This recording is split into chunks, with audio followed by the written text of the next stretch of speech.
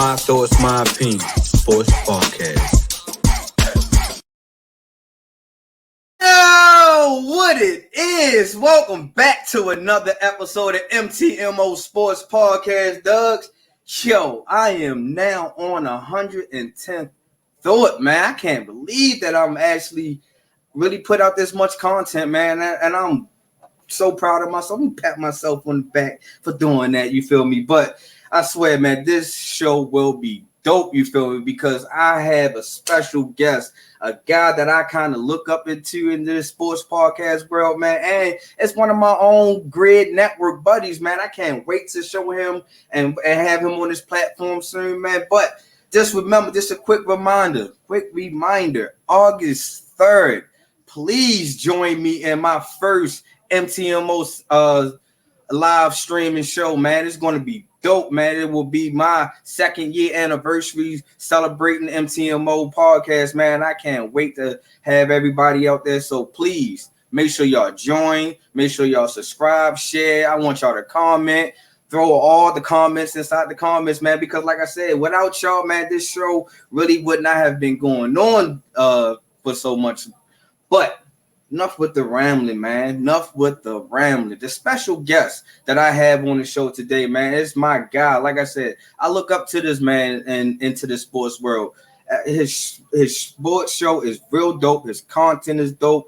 The way he handled his show is real dope, man. Like I said, enough talking about him, man. I cannot wait to introduce my guy, my man, Bryson Carver from Carving It Up on Bryce, man. What it is. What's going on, Devin? How you doing? I'm doing good, my man. How are you?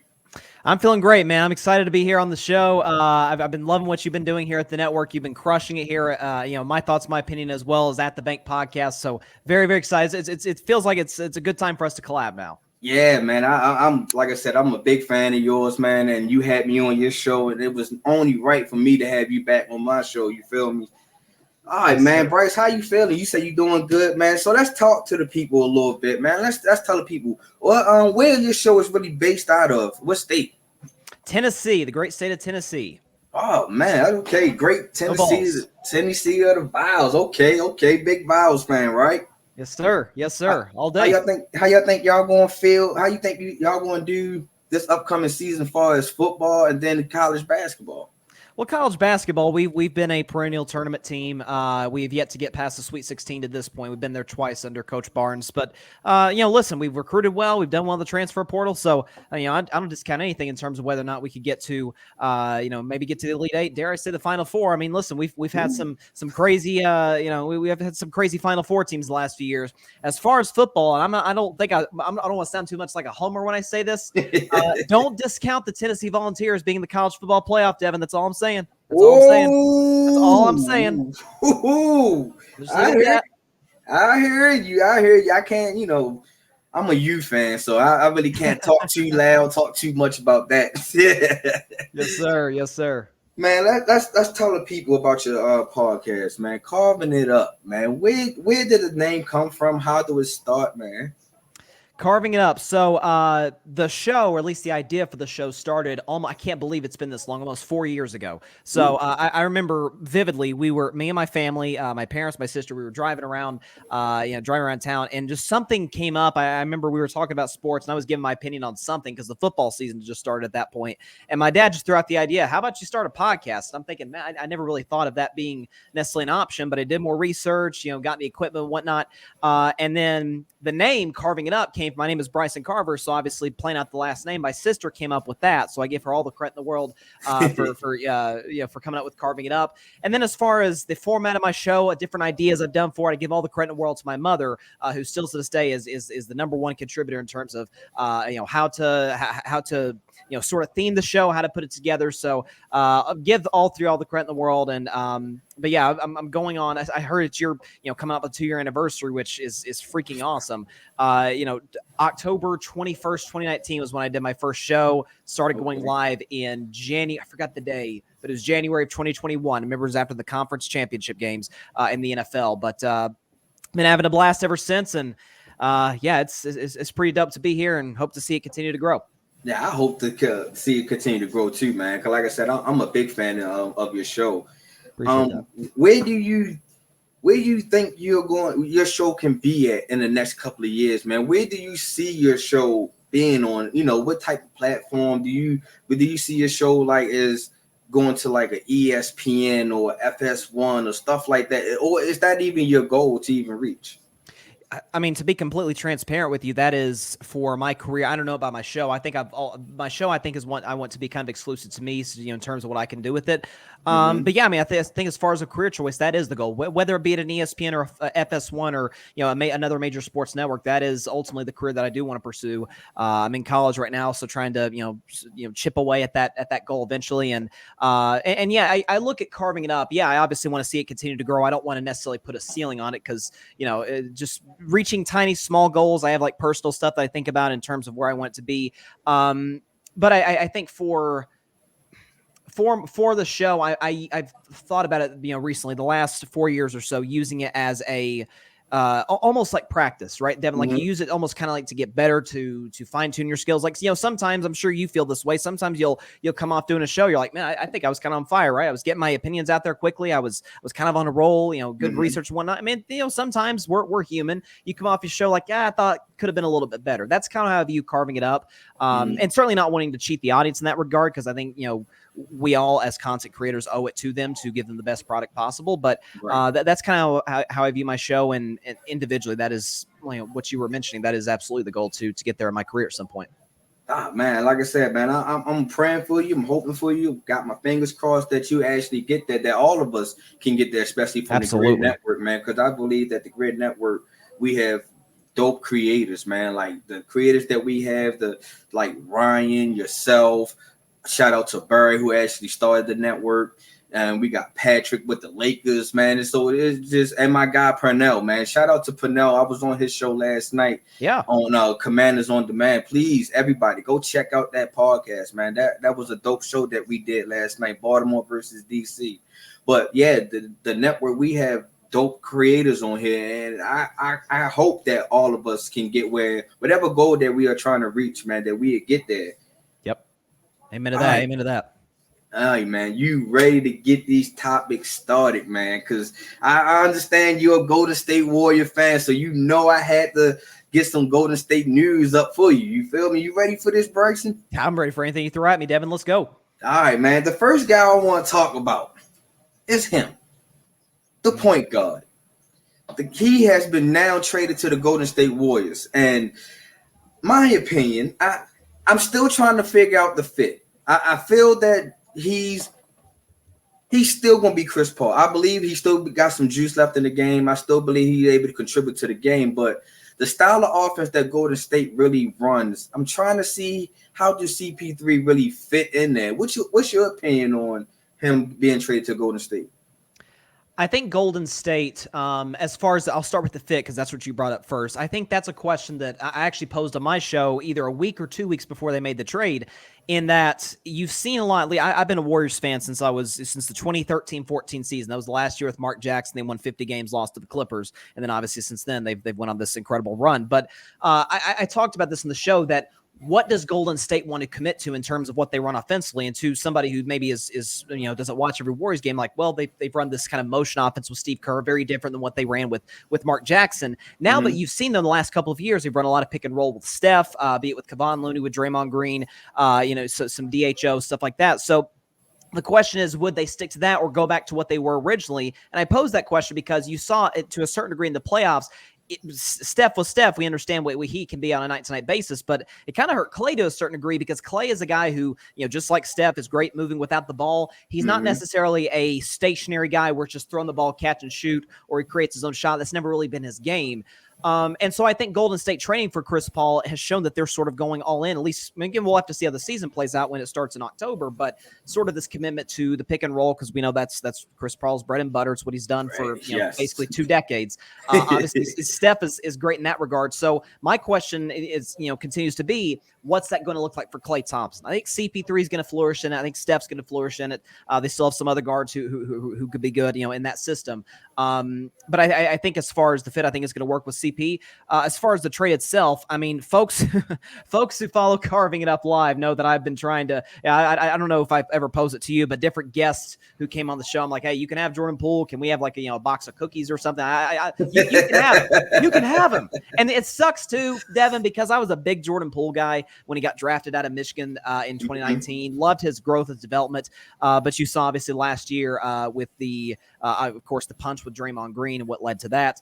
You saw this sort of disconnect between he and obviously Draymond, but Steve Kerr as well, Steph Curry. So I hated to see that downward trend. But at the same time, listen, I'm a fan. I want to see my team have the best opportunity to win championships, and I don't think there's a question that Chris Paul puts them that much closer, certainly than Jordan Poole does at this particular juncture in time. So, do you think that now, like, let's keep on this fit situation? Draymond is pretty much the point forward. He's running the offense pretty much run through him.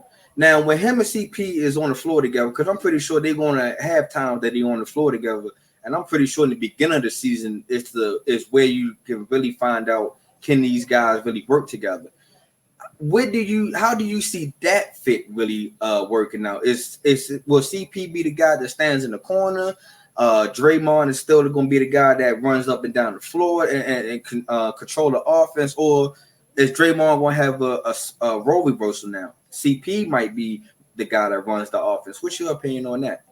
Yeah, I think it's a fair question to ask, and it's one that I'm looking forward to seeing once the season does start, maybe even to a certain degree in preseason. I know there's the question, and CP3 kind of bristled at it, like, come off the bench, and he told a reporter, he said, hey, who made you the coach? Like, I didn't know who said anything about coming off the bench. So I think that is going to be a conversation that happens between he and Steve Kerr, but you're right. There are going to be points where he and Draymond are on the floor, potentially if Golden State likes to go small, typically at the end of games, last 5 minutes, they might be in the floor in those situations. Mm-hmm. I don't think it's going to be, as far as CP3 and Draymond, we got to wait and see how that plays out. But as far as just CP3 individually, I don't think it's going to be as big of a factor as some are making it out to be. Remember, he played with James Harden in Houston. James is a very successful, or certainly was a very successful on-ball guy. Chris Paul would, stand off on the wing or in the corner, and he still was a very effective player in this league. And to a certain degree, Devin Booker's not really a true point, but Devin Booker's a guy who, again, on-ball scorer. He's solid off the ball, but that's where he gets, most of his points and most of his offensive production. And CP3 would play off the ball sometimes. So I don't think from CP3's perspective, from Draymond may be a different story, but for CP3, I don't think it's going to be as big of an adjustment in that regard in terms of playing off the ball as some might be making it out to be.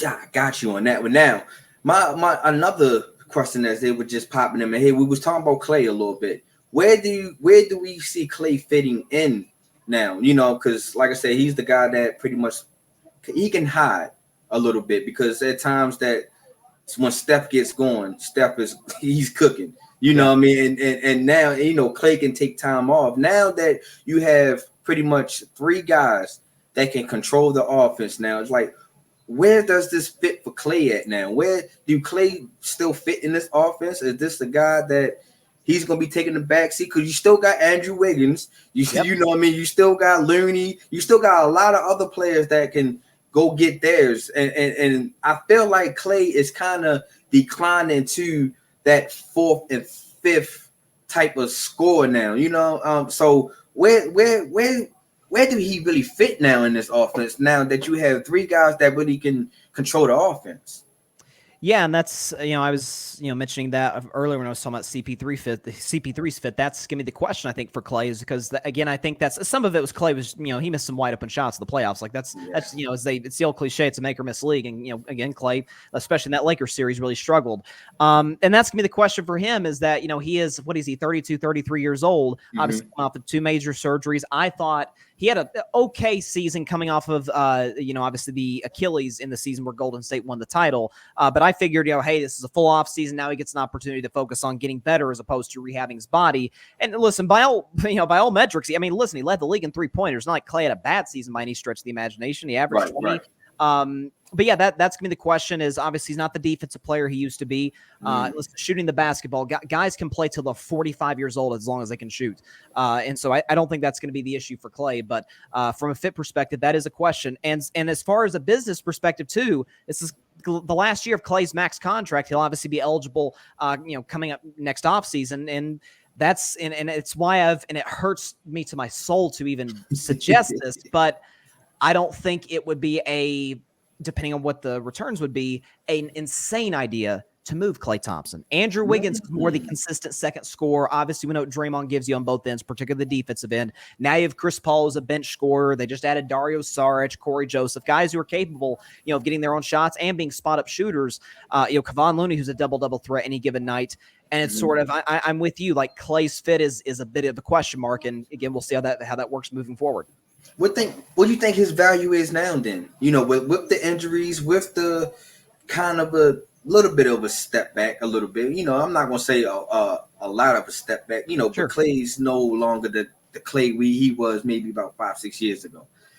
So where you see his trade value actually been? Because I don't see you getting a lot of trade value back from any team really. A desperate team would really be like, oh, we still believe in Klay, like Orlando Magic's or maybe Atlanta Hawks, who's still trying to figure out, what they're trying to do, because they just gave DeJounte Murray that contract extension. So, what good trade value do you see you getting out of Klay now?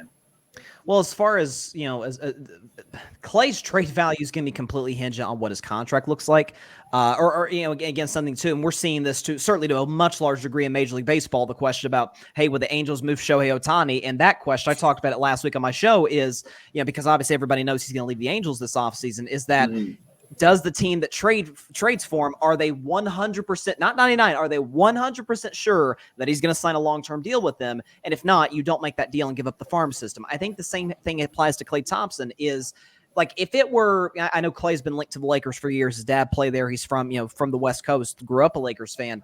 Would that be an option? And again, I think, listen, if Klay stays in Golden State in a pay cut, I'm much more willing to keep him around, but I think he'd be, eligible for a contract to pay him $45-50 million a year. And the fact of the matter is, he's just not that player at this point in his career.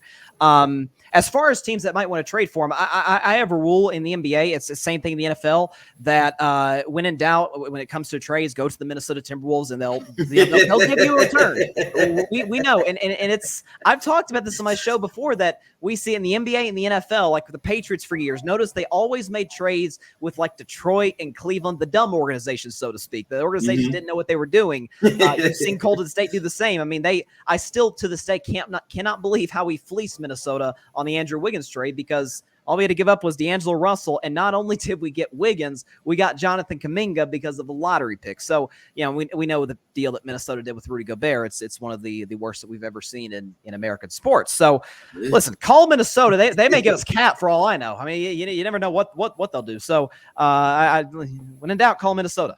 Hey, I think the Cat will love to come to Golden State. I think any big man that really gets out of Minnesota, because you see what Kevin Garnett did, you see what Kevin Love did. I think Karl-Anthony Towns needs to do the same thing also. What's your projected starting five for Golden State this year? In your eyes, you don't have to be the basic. You know what I mean? Where do you think your starting five, your best starting five, I should say, would be going into the season with Golden State this year with the addition of CP3? Listen, if I'm Coach Kerr, and depending on what those, as I mentioned, conversations with CP looks like, I'd roll up the exact same starting five they had last year, because folks forget, Andrew Wiggins did miss 2 months because of the personal issue from about mid-February to right when the playoffs started, game 1 against Sacramento. Obviously you got the scorer in Steph, spot up shooter, capable, going for 20 a night guy in Klay Thompson. Andrew Wiggins is your best two-way player, can give you 15 to 20, great perimeter defense. Draymond is the jack of all trades, sort of, and Looney is your great center / sort of offensive rebound, great in the pick and roll. And again, I think Chris Paul obviously is a very different player in terms of his, how he plays the game than Jordan Poole is, but he's sort of your spark plug off the bench, can score, can get other guys involved. But folks forget that that Warriors lineup, I'm not a huge advanced metrics and numbers guy, but across the board, they were the best starting five in the NBA, or at least top 3 much of last season. But again, you had injuries to Steph, you had the personal issue with Wiggins, and so they weren't able to really build a ton of, I shouldn't say chemistry, they know how to play with each other, but, weren't able to get any kind of role at any point during the season, which is a part of the reason they went out in the second round. So I'd roll out the same starting five as last year. As far as what a closing lineup would look like, I think that's what you mentioned, with Chris Paul, coming in there. That's going to be dependent on, obviously, and it's always been the case in Golden State, who's hot, who's playing well, and who you're playing. Like if you were playing the, I'm trying to think of a small, Sacramento to a certain degree is kind of a small team. You could probably roll out 3 guards with Draymond and Wiggins, have Draymond play the 5. But if you're playing a team like, say, the Denver Nuggets with Jokic and obviously Aaron Gordon's a big, long player, you probably have to, put out Kevon Looney or another big, Sarge or somebody. So as far as closing lineup, that's going to depend on who you're playing and who's hot and who's not. But as far as starting 5, I'd roll out the same 5 that they did the last couple of years if it were me. Same here. I wouldn't change up a beat, either with Chris Paul coming there. I feel like Chris Paul is at the age now that he should be coming off the bench. And I think he would be a big contributor coming off the bench because you have a lot of young guys, Kuminga, you have Moody, you have well, I would say Wiseman, but y'all gave Wiseman up. Yeah. But you have a lot of young guys. Gary Payton. You have a lot of young guys that kind of gets lost when Steph and Draymond maybe can get off the floor, and that can now give Steph a little bit more breathing time. You don't have to play him as much because you have CP3 that can really control the game. And I think him and Looney in that pick and roll, it is going to be killer. Yeah. If people was sleeping on Looney these last couple of years, I think this is going to be the year that he could have a little bit skyrocketing his numbers as far as points wise. I think that you see how he developed Ayton a little bit, and Ayton was kind of a lost cause before CP got there, and then once CP got there, that pick and roll was deadly. It was. And something else too about, Chris Paul. What do we know about what he loves in terms of, his offensive game? He loves a pick and roll. He loves a lob threat. He had that in Houston with Capella, obviously Lob City with Blake Griffin, DeAndre Jordan with the Clippers. You had Ayton in Phoenix. Well, now you got a kid. You mentioned Jonathan Kuminga. That's really where he's dangerous in the offensive end. So Chris Paul getting him involved in that regard, I think is Draymond Green was talking about that on Paul George's podcast. I think it makes perfect sense. Yeah, I think so. So since we talk about perfect sense now, Mike Dunleavy is now y'all GM now. What's your reaction of him, and where do you see him really putting a good imprint on what Bob Myers has did in the previous years? Well, first of all, salute to Bob Myers for building this. He was one of the guys who literally built this thing from nothing. I mean, there was a stretch where the Warriors made the playoffs, I think once in like a 17-year stretch, and I think that was the We Believe season in 2007, the 8-seed Warriors, which beat the 1-seed Mavs. And so salute to Bob Myers. I was obviously, I was certainly sad when he decided to step away, but props to him and best of wishes for whatever his future endeavors are. As far as Mike Dunleavy Jr. has been in the organization a few years, I don't think there's any better guy to sort of shadow and look at in terms of how to do business in Bob Myers. And the great thing about Mike Dunleavy Jr. is he's coming to, needless to say, a very different situation in Golden State than what Bob Myers came into. He's this is a win now situation. This is why they moved Jordan Poole. To a certain degree, I think he has a solid relationship with some of the players. He obviously did play himself in the NBA. So I think he's. Listen, I don't think he has to make any sort of crazy sweeping changes in Golden State, at least as currently constructed. So right now, I think his job is relatively easy. I think his first big move is going to be whether or not they decide to pay Klay Thompson, let him walk, trade him, whatever the case may be. But as for right now, I think he's in a good spot. I think he'll do a solid job. Do you think Steve Kerr's job is still safe? With a new GM, normally sometimes new voices need to come along. I'm not saying that Steve Kerr's job is on the line, but sometimes changes do happen. You see how Mark Jackson was able to still make a 50-win team, but still he had to get the exit. And Steve Kerr was, shout out to Steve Kerr, but I still believe that if it wasn't for Mark Jackson, the Warriors would not have had that foundation that they have now. So do you think that Steve Kerr will still have a safe seat a little bit? He still be able to control that team, still be that voice of that team? Well, I think as far as your point about Mark Jackson, I'm still to this day, I every single May, June, I am beating this table talking about why can't Mark Jackson get a job? It drives me crazy. It drives me crazy. And I'm with you. Listen, he did build the foundation in Golden State, and I've heard Steph and Draymond talk about numerous occasions. The biggest impact he made was not just helping them develop and whatnot, but it was about having those young guys build confidence. I mean, he said, 11, 12 years ago, hey, this Steph Curry and Klay Thompson, these guys, the greatest shooting backcourt ever. It's like, what the heck this guy talking about? And, I think it's fair to say I don't think that's exactly a hot take these days anymore. So, props to Mark Jackson. I think I think Steve Kerr is, like you mentioned, there's plenty of situations where new GM and sometimes even a new owner comes in. They want to clean house. We saw that in Phoenix with Monty Williams losing his job, with Matt Ishbia coming in, the new owner. So, but I don't think that'll be the situation here in Golden State. Steve Kerr has been a staple of that franchise for 10 years. He's one of the most well-respected guys, forgetting Golden State, just the NBA in general.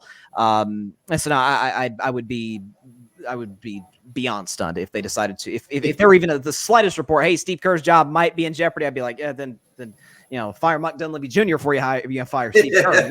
That'd be crazy. But no, I think Steve Kerr is if Steve Kerr's job isn't safe, then there's not a coach in sports whose job is safe. I mean, the man's, he just had a streak broken of not getting to the finals when he makes the playoffs. I think he's going to be just fine. Nah, I'm with you on that. But I would be devastated if Steve Kerr were to lose this job opportunity. Oh, also, yeah. I think Golden State will be in like a full rebuild mode if that was to happen, because I feel like Steve Kerr doesn't get enough credit. I think he's like the glue of Golden State, in my opinion. He's able to, the way, like how KD and Draymond got into it. The situation the team didn't fall apart. The team was able to stick together and was able to still go deep into the playoffs. The Jordan Poole and Draymond situation, I felt like that situation should have been blown up. If it was me and I was Jordan Poole, I'd have been the pettiest guy in the world. Me and Draymond would have been fighting every day until somebody got rid of one of us. You know what I mean? Right. But that distraction, I thought, was really going to hold Golden State back. But the way that distraction did not hold Golden State back, and it was still able to get a deep playoff run. Shout out to my Lakers for stopping y'all on that one. But I just found out you're a Lakers fan 2 seconds ago, and I'm just disgusted with you right now. I didn't think I want to do the show anymore. See ya. That's fine. You can go ahead. But no, I just feel like that Steve Kerr is the glue and is the guy for the job. And I don't think that Mike Dunleavy should even think about moving Steve Kerr anytime soon, man. But speaking of moving, we have one player that now has been moved on from Golden State. And I thought that he was going to be the upcoming of Steph. But Golden State thought otherwise. Our guy, Jordan Poole, is now a Washington Wizard. And it took me a while to actually find a picture of him even slightly smiling a little bit or that picture right Washington, there. What are we talking about? Because it was hard. It was like, wow, is he happy in Washington, man? Or is he just ready to start his new journey? Is he focused? Is he determined on bringing Washington, man? What's your reaction of y'all trading Jordan Poole for Chris Paul? Listen, unless it's a guy getting drafted, because obviously getting drafted is a dream come true for anybody, obviously, in the NBA. I cannot imagine, it's one thing to Washington be your only option. It's another thing to be, shipped off from the best run organization in the league to the Washington Wizards, who I checked. They've won, I think they've won 5 playoff series in 45 years. They're a train wreck of an organization. So in Jordan's Bulls defense, I can't necessarily blame him for being all that, ticked off to a certain degree. But yeah, listen, I was with you. Like I said, I was, as I mentioned earlier in the show, I was, a lot of folks hated the Jordan Poole draft in 2019. I remember specifically one CBS analyst calling it the worst pick of the draft. And, years later, again, you see the Poole development toward the end of his second year. He played very well coming off of his G League stint. Third year, obviously, was how he got the bag. He played great in the playoffs, was big time, whenever Steph missed games. And, I was the guy every time Jordan Poole hit, 3 shots in a row, I'd be tweeting, it's a pool party, and just, get your Nerf water guns out of here and let's celebrate. But again, there seemed to be a real disconnect, and it wasn't just Devin the issue with where Jordan Poole had a problem with Draymond, which, listen, I can understand that. I can't say I'd be on the greatest of terms with the guy that socked me in the jaw. Right. But listen, there seemed to be an issues, with him and Steph. I remember vividly Steph getting tossed out of a game in January for throwing his mouthpiece. He was so ticked off at a Jordan Poole, a bad shot selection at the end of a game. He had numerous problems with Steve Kerr, who, listen, Steve coaches guys hard, but he took Jordan Poole to another level in that regard. But it was It was the inefficient shooting. It was the careless turnovers, taking, 35-foot threes with 16 seconds left on the shot clock when you've missed your last 4 in a row. Maybe try and run some offense. Maybe, get a little quick cut to the basket, get to the line, something that helps your basketball team score in some regard. But listen, I've been, and it's like I said, it's been sad. I still got my Jordan Poole closet in the very Jordan Poole jersey in the very back of my closet, and probably to never be worn again. I might put it on eBay. Who knows? But listen, like I said, I was a Jordan Poole guy, and let's just say this last season changed things quite a bit in that regard, on and off the court. Yeah, I'm with you on that one. I didn't follow Jordan Poole that closely. Didn't know that it was a lot of dysfunction in that organization with him, dealing with him. Once that Draymond punch, I would jumped on Jordan Poole's side quickly, and I never really looked back to see anything else, in his character. Now, at times on the court, I've seen Jordan Poole try to launch threes and tried to do this, tried to take over a game and be that guy. And, sure. and I feel like he had that green light to do it. But at times, like you said, within 16 seconds left, you gotta have the IQ of the game to say, hold on, maybe this 32-footer ain't the shot right now. Maybe I should try to work step into the offense. And maybe because 9 times out of 10, Steph is not going to take the shot. He's going to take the best play, in my opinion. Right. What I mean? So yeah, Jordan Poole can most definitely get the ball right back when there's 5 seconds left, and he can do his little dance moves that he like to do. So in that regards, I felt like that was a disconnect there, especially on the on-court type thing. I felt like he started his own offense, and I felt like he didn't try to play through what got him the bag. I think what got him the bag is where he played through the offense and he thrived through the offense. So I think the offense fit him perfectly. He didn't have to do this ISO dance moves and anything in this nature. So I felt like I think that bag got into his head, and I think that's what maybe carried over to the off the court issues with Steve Kerr, Draymond, and the rest of the organization. So I was a little shocked that y'all gave away Jordan Poole that fast after giving him that contract. And the thing too is that Golden State, we talk about teams that are win now mode. Golden State's probably I've religiously said I think Steph's gonna be the Tom Brady of the NBA. Not saying he's gonna be the greatest player ever, but saying I think he's gonna be still maybe not a great player, but still a very effective player if he chooses to continue to play into his 40s, just because of how he plays the game. But again, I think with Jordan, that's a great point that listen, he did play well within Golden State's offense. He was a perfect fit. He was the ideal guy to come off the bench for Steph or to start in place of an injured Steph from time to time. And again, he sort of got out of that. I don't know if I don't know whether to take this as a serious report or not, or just a rumor, but I don't know if you saw where was it Cameron was his name, the rapper who was talking about how Cameron, yeah, he was saying certain things about Draymond Green. Apparently, according to him, he said that the comment that pushed Draymond over the edge to the infamous punch now that we see today is the why you got money in your Twitter handle and you about to be broke, because obviously Draymond didn't have a long-term deal. I don't know if I totally believe that, but I don't listen. Michigan State rivalry. I don't discount anything. Who knows? Yeah, who knows? But I still wouldn't hit that guy like that. Come on, I got it. But all right, now that he's in Washington, where do you see him as the leader scorer in Washington, or do you see him as the guy that's going to take over for Washington? Where do you see Jordan Poole fitting in Washington now? Well, Kyle Kuzma is a mid-20s type of guy in terms of scoring the basketball. Obviously, we've seen him sort of, pretty much by necessity, kind of have to take over that role after he was traded, by the Lakers in the Westbrook deal. And I think listen, I still think Kuzma is kind of the lead guy in that regard, because obviously they do trade Porzingis, who was a 23-9 guy, and Jordan Poole, obviously very, very different player from Porzingis. Here's one thing I do know about Jordan Poole: we're gonna have some House of Highlights tapes of him taking over games in Washington. We're gonna see him go on one of these pool party, so to speak, stretches, and then it's gonna kind of disappear. We're not gonna see a whole lot of House of Highlights, Bleacher Report posts, Sports Center for another 3 weeks. Because listen, when he gets in, he's like a hitter that's in a 3-week slump. Like when he's in a slump, when he can't put bat to ball, like it's very apparent. And the same thing with Jordan Poole, that he can be 35 points per game one night, and he can be 5 points a game, for a 2-week stretch. Like it's, but listen, he'll take a lot of shots at Washington. The Wizards, obviously, in a loaded East, I don't anticipate going anywhere. And listen, he'll get to be Jordan. Like that's all I know. I don't know if that's a good thing. I'm pretty confident that's not. But hey, Washington didn't really have much of a hope anyway, so might as well get some highlights here and there.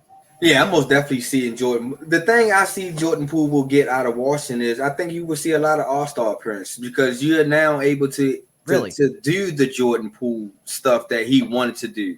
I think that now we'll be able to see a Jordan Poole averaging.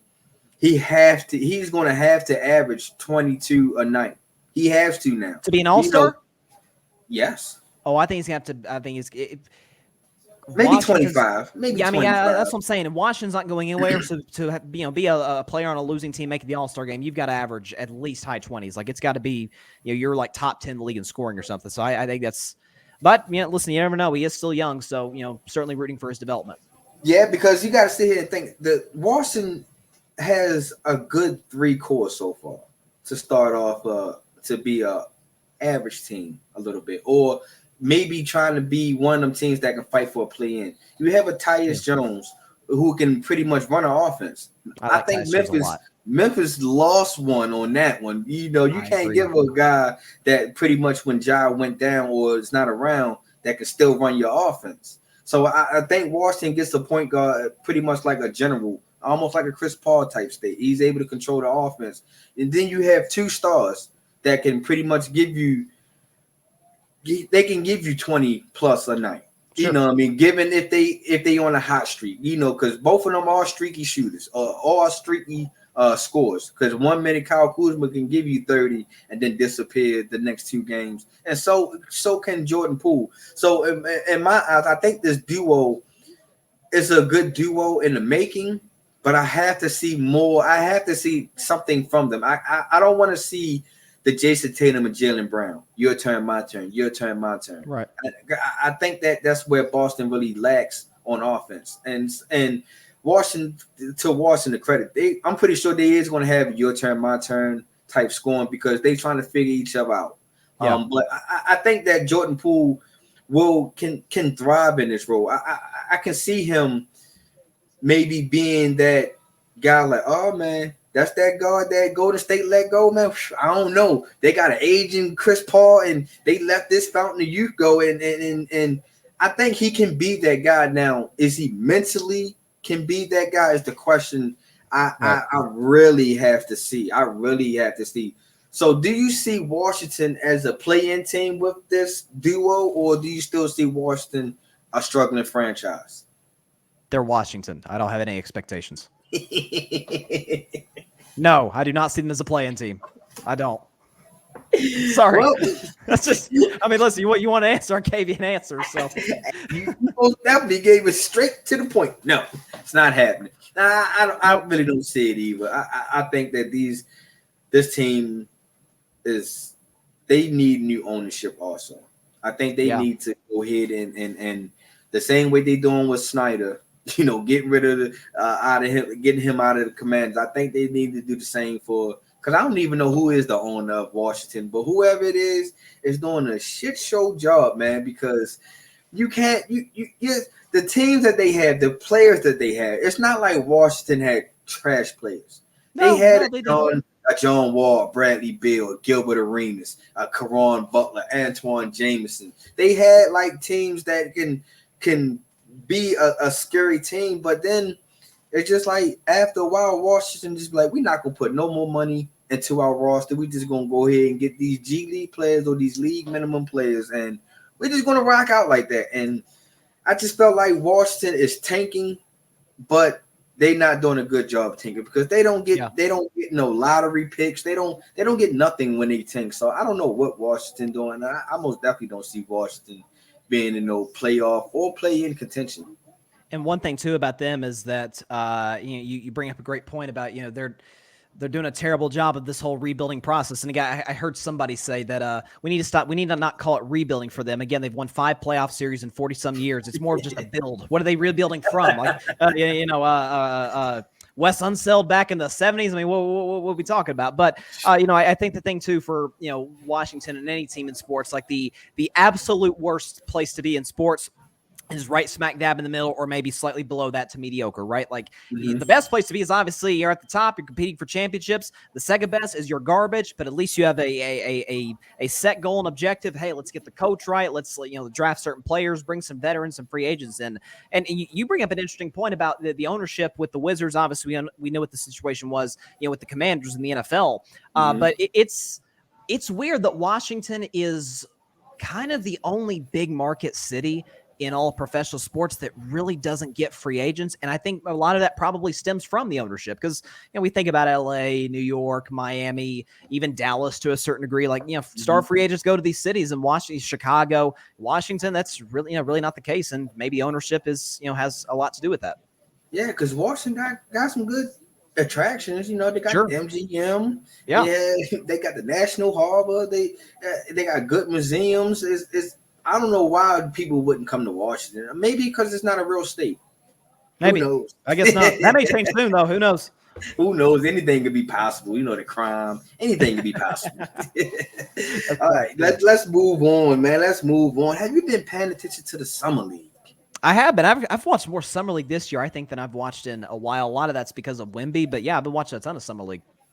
Yeah, Summer League has been very interesting this year. And I shout out to the NBA for actually, keep growing the Summer League because, once upon a time, Summer League wasn't as big as this. We had to really dig deep and try to find links to watch Summer League. And for Summer League to keep coming on ESPN, all the ESPN, because it's on ESPN, ESPN2, all their stations.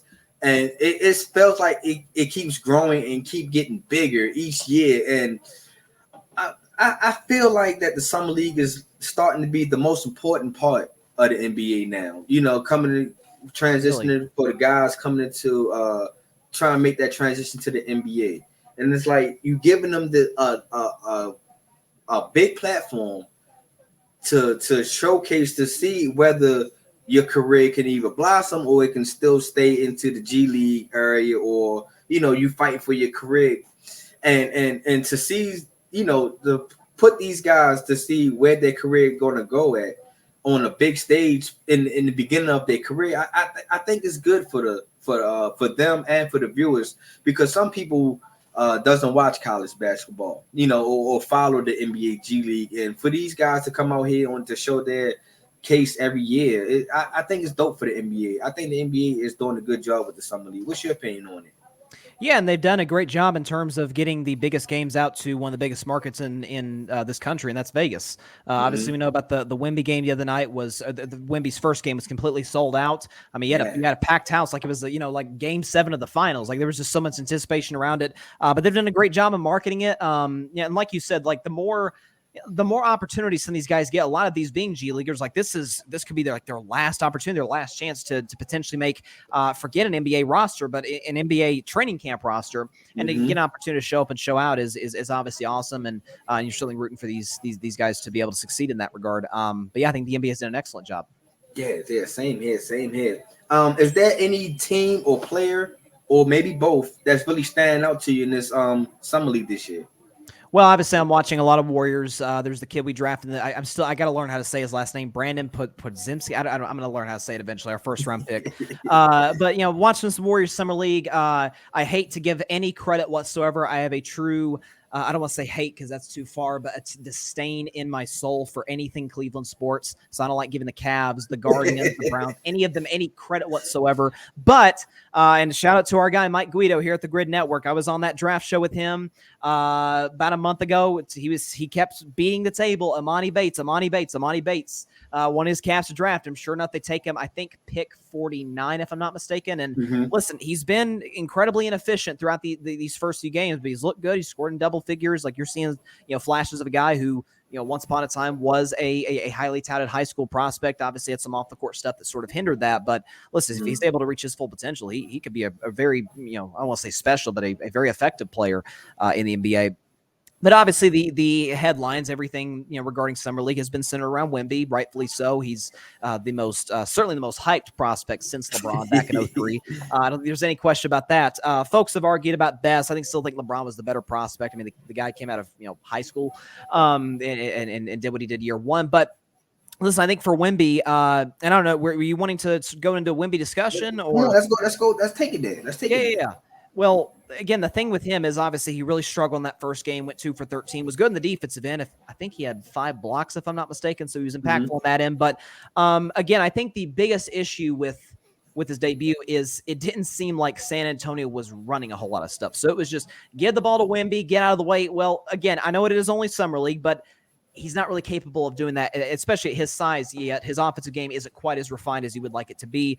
Right. But I almost think that was a good thing, because you saw him sort of bounce back again. It is summer league, but from a little bit of adversity, everybody over the weekend trashing him on social media. Oh, he's already a bust. Write this guy off after a summer league game. Guys even played an actual dribble of NBA basketball. Like let's not be a little premature on the criticism, in my opinion. But listen, he comes out his second game, drops 27. He's knocking down threes. He's shooting over guys. He had the one putback that he caught himself and dunked it. So listen, I think you saw some good stuff from him, and yeah, I mean, I don't think he could have gone to a better organization to develop. I mean, that's like the Spurs brand. They take a big number 1 overall, and he becomes a Hall of Fame player, obviously David Robinson, Tim Duncan, and now you certainly hope that'll be the case with Wemby. But that's been the biggest draw, I think, for me and for a lot of people this summer league. But been watching a lot of Wemby, and I must confess, I've watched a little bit of Cleveland, and Amani Bates has been pretty impressive to me. Yeah. Same here. I wanted to see how Wemby was going to be able to adjust into American basketball a little bit. I felt like that. I felt like that he needs some more time. Sure. He most definitely. I think he need to gain this 10 more pounds. I think he gotta add more meat to them bones, man. Because if he planned on going against a Jokic and an Embiid, and even a Karl Anthony Towns, Anthony Davis, those type bigs that pretty much a little physical and can get on the block at will, he's gonna be easily kind of moved a little bit. Right. So I would like for him to actually pick up just a little bit more weight, but I'm pretty sure he's young, he's 19. That weight is going to come eventually.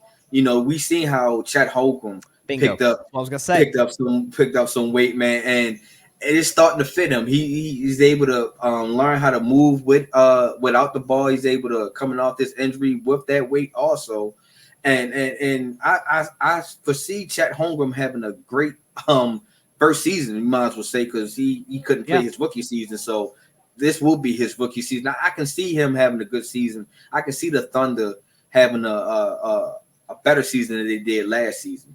The one of the guys, I'm a Laker fan, and the guy I've really been watching is my guy Max Christie.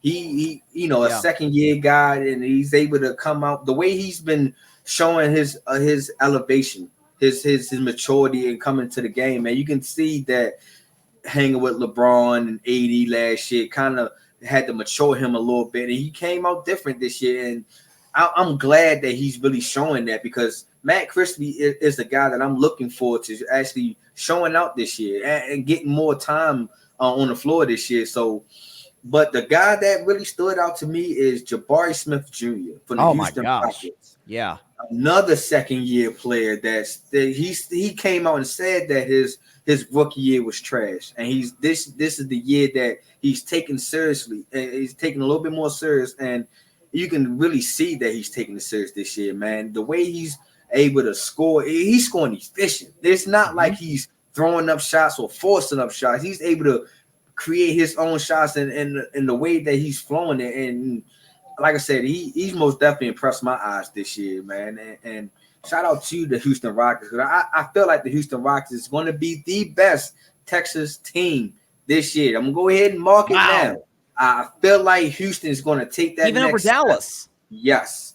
I'm still not sold on Dallas, because Dallas still have the same team that they tanked with last year. That's a good point. Yeah. And they lose, and it's a possibility they're losing Christian Wood also. So, Go ahead. Sorry. I feel like that Houston Rockets will be the best team in the Texas this year. That's just that listen, they've made the moves in free agency. They added Van Vliet. Now listen again, I didn't know shooting 30% got you $80 million a year. That I didn't know that was like a thing that people did, but that's neither here nor there. I don't want to talk about him. No, Jabari Smith though. Listen, we did a draft show. The Gryd wasn't a network yet, or at least we weren't on YouTube yet, but I did a draft show a year ago with our guy Mike, and Barry was on that podcast as well, or on that stream as well. And listen, I think we were all three pretty much in unison. Like Jabari Smith was the best prospect in that year's draft. Listen, I've grown to like Paolo Banchero with the Magic. I think he's going to be a solid player in the NBA, maybe an all-star. But I think Jabari gives you the greatest upside in terms of a scoring ability. He's, I think we've heard comparisons between Wemby and KD. I think they're kind of different players, certainly in terms of build and in their games as well. I think Jabari is the closest thing we've seen to KD since KD. Like just his length, his ability to score, to shoot over guys, his height. Obviously I'm a Tennessee fan, so I watched a lot of SEC basketball. I saw him a lot at Auburn. Love what I saw in terms of how he can put the ball on the floor. And he's right. Listen, his rookie season was a disappointment, but something else too that we forget, like one of the biggest off-season acquisitions was not a player, but a coach. Ime Udoka going to Houston. We understand what he did in Boston.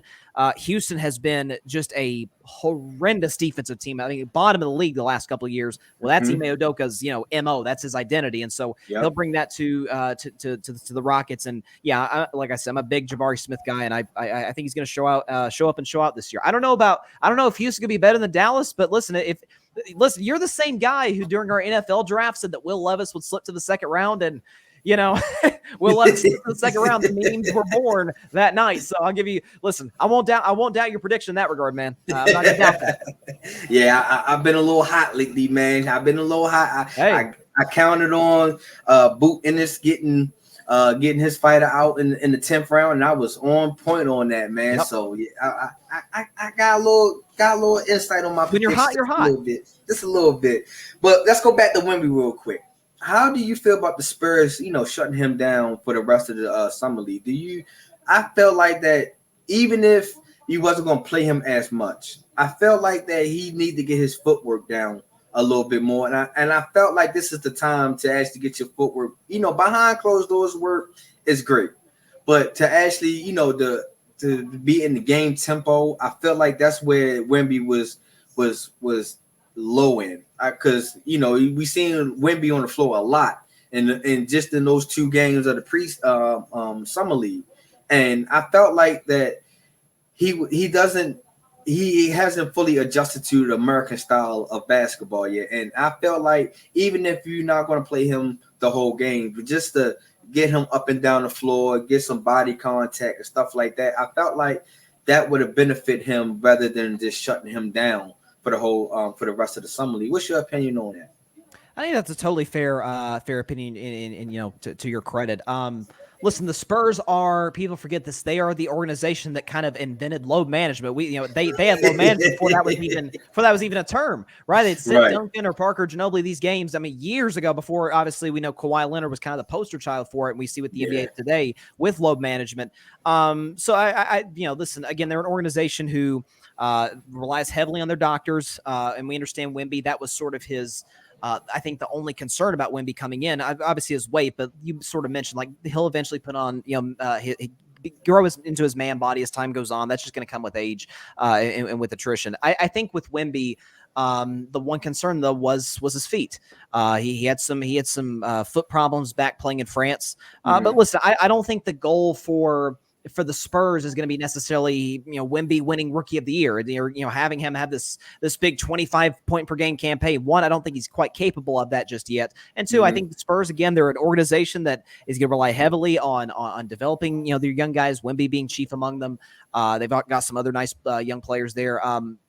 And again, obviously we know the new CBA where you have to play like 65 games to be qualified for any awards. I don't think that's necessarily the goal with Wemby. The goal is for him to get better as a player, to work within the Spurs system. Obviously, I talked about this before and after the draft that it's kind of poetic justice that the Spurs have had the best international scouts of any organization and the best prospect, arguably since LeBron, is an international prospect, and he goes to San Antonio. Like it's kind of like a reward for all those scouts' hard labor over the years. Yeah. They'll be smart with him. I heard Wemby after his second game, the soundbite where he's talking about how he this is the longest stretch he's went up until summer league without playing basketball because he's doing all these press tours and workouts and like not actually playing a basketball game. So listen, obviously we know that this goes with anything in life. The best way to get better is to continue with repetition, doing what you're doing, whether it be basketball or anything else in life, and certainly any sport. So I think they'll be smart with Wemby. I don't see him playing more than 60-ish games. They're not going to play him a ton of back-to-backs. Like, get his feet right, make sure he's good physically, and get the best out of him in terms of his development. So I think the Summer League is sort of a look into what they're going to do in that regard. Yeah, same here. I most definitely don't see Wemby winning Rookie of the Year. I don't even know who's like clear cut. Maybe Chet Holmgren maybe can get Rookie of the Year. Chet or Scoot Henderson. Ooh, those are my two guys. Okay. I love Scoot. Okay. Well, that's why we on Scoot. Why we here? What do you project Scoot and the Portland Trailblazers doing this year? Listen, I mean, they were bottom of the West with Dame. So, and obviously Dame, I think is to me the 10th best player in the NBA. He's obviously a 30-point per game scorer. But listen, I think this is going to be, and we'll see what happens with the Dame trade when it happens. I know that Joe Cronin, their general manager, recently made comments saying that this if it takes months, it takes months. I don't think it's going to take that long. Eventually, Miami and Portland's going to come to terms. Dame's going to go there, and obviously Portland will get a ton of assets, but I've said ever since the Dame trade rumors started, seemed like 2 months ago, that Portland, I think any rebuilding team, if it's Detroit or Orlando or maybe not San Antonio since they've got Wemby, but a lot of rebuilding teams look at the Blazers and they're like, hey, we'd love to be in your situation where you've got some good young players and Anthony Simons, and I love Shaedon Sharpe, loved him coming out of last year's draft. And you've got the most coveted asset in the league. You can get God knows what for Damian Lillard. Obviously, now you add Scoot Henderson to that mix. Listen, as far as Scoot as a player, the reason I love him is because I think we've seen a lot of athletic point guards, be it, you mentioned John Wall earlier in the show, or John Morant or Russell Westbrook, guys like that, Derrick Rose, come in the NBA. But really the issue for them has been A, their inability to shoot the basketball consistently, and B, their bodies, aside from Westbrook's, haven't held up all that well. Right. Scoot has an NBA body at 19 years old. Like that's the thing to me that's really impressive about him is he's got the explosiveness. Now, is he a consistent shooter? No, but if you put the reps in, if you're in the gym constantly throughout the season and the off season, that's something that the guys can't add. So I think Scoot's going to be a franchise player for Portland. I don't see them really doing much of anything this year. Again, they're in a similar situation to San Antonio. Like, see what they've got. Chauncey Billups is a great, I think, developmental coach. He'll get the best out of those young guys, see what works, see what doesn't. But Portland's in a good situation. They're one of those organizations that it's when they're sort of in that rebuild mode, kind of like the Jazz, kind of like the Rockets we talked about earlier. Like when they're rebuilding it, usually it's pretty quick. It's not like a trust the process and it takes them half a decade to be relevant. Like, Portland's got the assets, they got the young players, and I could see them within the next 2 to 3 years being like OKC, being a team that's on the verge of a playoff berth. Yeah, I'm with you on that one. Back to the summer league. At the end of the summer league, the two best teams will fight for a championship. See who will be the summer league champion. And now that they get championship rings now, in my opinion, I don't like it. I understand that some of these guys, it's probably going to be the biggest stage for some of these guys' careers. But I feel like championship rings are meant for finals, in my opinion. You have to go to that long strive goal, man. And if you get there, because it's a lot of greats that don't have rings, like a Charles Barkley, a Carmelo, Karl Malone, Allen Iverson. Yep. All these greats doesn't have big rings, but majority of these greats have at least been on the stage. And I feel like these summer league rings are like participation trophies a little bit. I don't really take them serious because at the end, if these guys don't really go deep into the playoffs or go deep into the finals or find a team that can carry their career to the finals, like they be holding on to a summer league ring for forever. Like I said, I feel like the finals rings are are important. So, what's your opinion on the summer league rings? I mean, listen, I would. I mean, if I were commissioner of the NBA, I don't think giving guys summer league rings would be like the top of my agenda. But listen, that's the decision they made, and we've seen that. Using college sports as an example, and obviously, I think for example, winning the SEC or the Big Ten or something, or the Big 12 is a bigger accomplishment, I think, than winning a summer league title. But we see guys get rings for winning bowl games, which half these bowl games nobody watches, like the Capital One like Cheez-It Bowl in New Mexico. I don't know, like nobody's watched these games, but you get rings for it. So listen, in a perfect world, I'm with you. I think championship rings should be given out, not even to finalists, because you get in the NFL. If you win your conference, you get a championship ring, or you get a conference NFC or AFC title ring. Right. I think it should be reserved for Super Bowls, for NBA Finals, for World Series, for Stanley Cups, and for national championships. But listen, at the end of the day, that's the decision they made. And listen, like you mentioned, there's a lot of guys who won't even come close to sniffing a championship ring because they probably won't even get to the NBA. Right. So if it gives an opportunity to sort of just feel that moment for a little bit, I don't have a huge issue with that. Yeah, I'm with you, but hey, shout out to the NBA. Like I say, if you feel like it's important to give these guys rings because they might be their only chance of getting a ring, then sure. Hey, more power to them.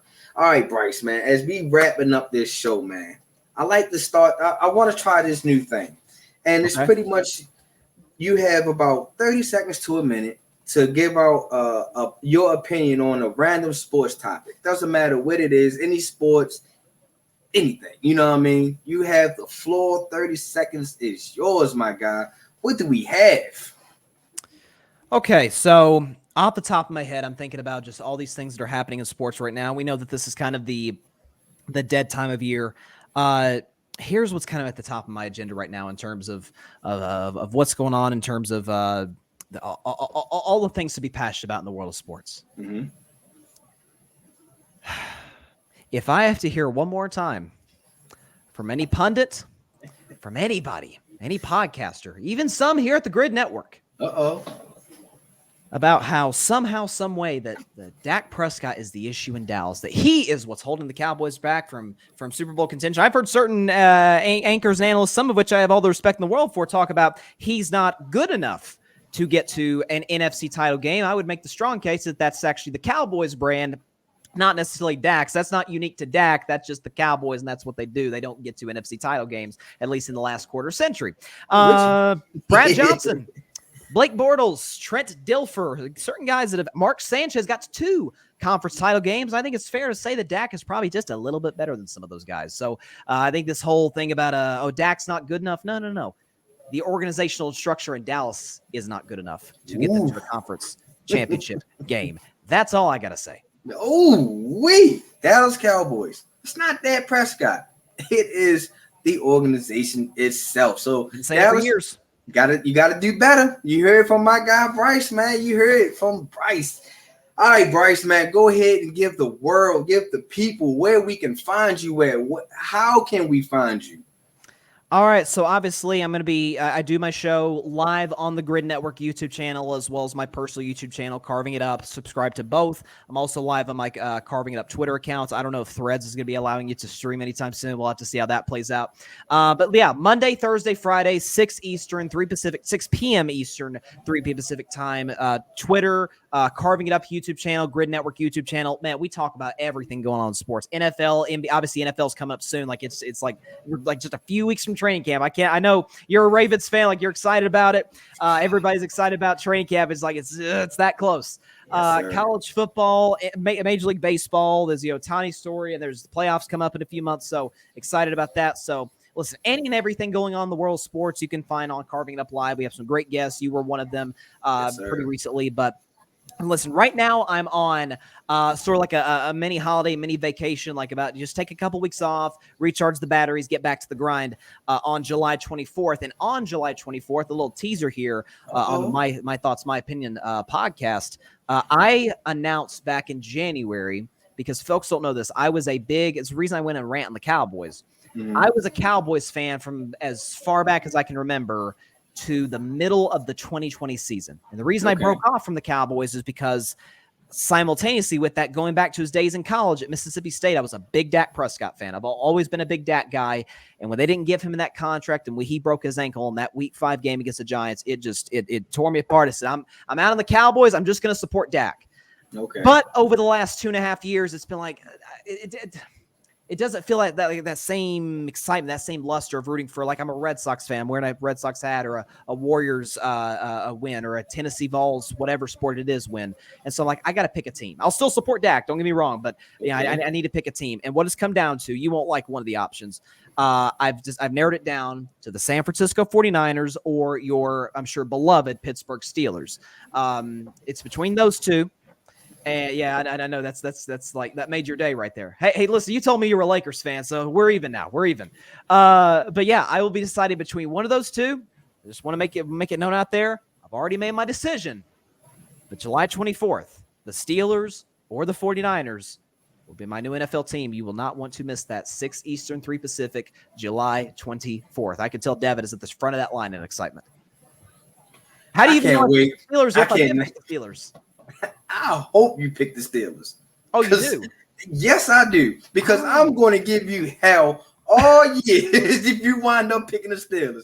Oh, man. I'm trying to tell. Please pick the Steelers. I will be, I am a regular, so I will be commenting on that on your show, man. I cannot wait. My goodness. Oh, everybody tune in. Please, everybody tune in, because I will be trolling him as he makes his decision. I hope you pick the Steelers, man. Oh, man, that's dope. Man, Bryce, man, I appreciate you hopping on, man. Like I said, man, I'm a huge fan of yours, man. I believe that you will continue to grow your podcast. You will grow into the an analyst that you are, the content creator that you are, man. I wish you nothing but the best. I can't wait for you to pick your team. I hope I can give you hell, man. And enjoy your mini little vacation also, man. I can't wait for you to get back into the grind. Well, I appreciate you having me on your show. I just want to throw this out there for all that are watching and listening, because I honestly believe this from the bottom of my heart. You have been an awesome addition to the network. You're doing great stuff with this podcast, with your Ravens podcast, putting out great content. You work your tail off. So I really appreciate the grind that you have brought to this network. You've been an incredible addition. And hey, listen, you're a fan of me, and I genuinely appreciate that. That goes both ways, man. I'm a fan of you, a fan of your podcast, a fan of how you approach things. So just continue to keep doing what you're doing. And listen, I think the sky's the limit for you and for this network. So I really appreciate you having me on the show, man. Man, I appreciate that, man. I appreciate it. Ladies and gentlemen, my guy Bryce Carver of Carving It Up. Bryce Carver. Appreciate you, Bryce. Yes, sir. Appreciate it. All right. And as I wrap this show up, man, I greatly appreciate everybody that tuned in, man. Like I said, go follow my man, Bryce, man. I guarantee you will not be disappointed in any content that he throws out. But as I'm wrapping this show up, man, please go tell a friend that can be a friend that can possibly want to be your friend. That MTMO Sports Podcast and the Gryd Network is out here, and we putting out dope content, and we will not stop until we in the front of the line. You feel me? So make sure y'all go follow us on YouTube, on IG, on Facebook, on Twitter. Anywhere these social media platforms, just make sure y'all go follow us. And also remember that August 3rd is my MTMO 2nd year anniversary show, man, and I cannot wait. Make sure y'all go out, subscribe, make sure y'all share, make sure y'all comment. Bring all the love on that day, because I guarantee it's a celebration you do not want to forget, man. So also shout out, finish giving out the shout outs, man. Shout out to all the Gryd Network, man. All the content creators on our network, man. Keep doing what y'all doing. Keep grinding like Bryce just said, man. Sky's the limit for us. Make sure y'all go out there and check out all the content creators shows, man, whether it's Carving It Up with Bryson, whether it's At the Bank, whether it's Real Talk Sports. Doesn't matter what it is. I guarantee you we got dope contents, man. You will enjoy it, man. Make sure y'all already know that my social media platforms is right here. Been scrolling at the bottom. Make sure y'all go ahead and hit that follow button. What else? Shout out to my girls, my favorite ladies, Locked In Sports. Make sure y'all go out there and check out episode 16, man. I guarantee you it's a dope show, a dope episode y'all don't want to miss. I guarantee you. Make sure y'all check out my guy, Rod, from the Raw Uncensored Network. He most definitely is a guy that you want to check out, man, because he most definitely is a troll, man. He always trolling, man, as always. What else? That's pretty much all I have, man. And like I said, man, I greatly appreciate my man Bryce for coming on, man. I appreciate everybody that keep on viewing and just keep running it up, man. Make sure y'all go check out At the Bank, a Baltimore Ravens podcast also. And remember that I am going live Saturday morning, 10 a.m. Eastern Standard Time. The first live show for At the Bank. And it's going to be a dope show. I guarantee y'all. Y'all know how I do. You feel me, man? Just make sure y'all tune in this Saturday, 10 a.m. Eastern Standard Time for At the Bank, the Baltimore Ravens podcast. You feel me? Because there's always big trust when it comes to us. You feel me? And as always, man, check me out. And I'm out.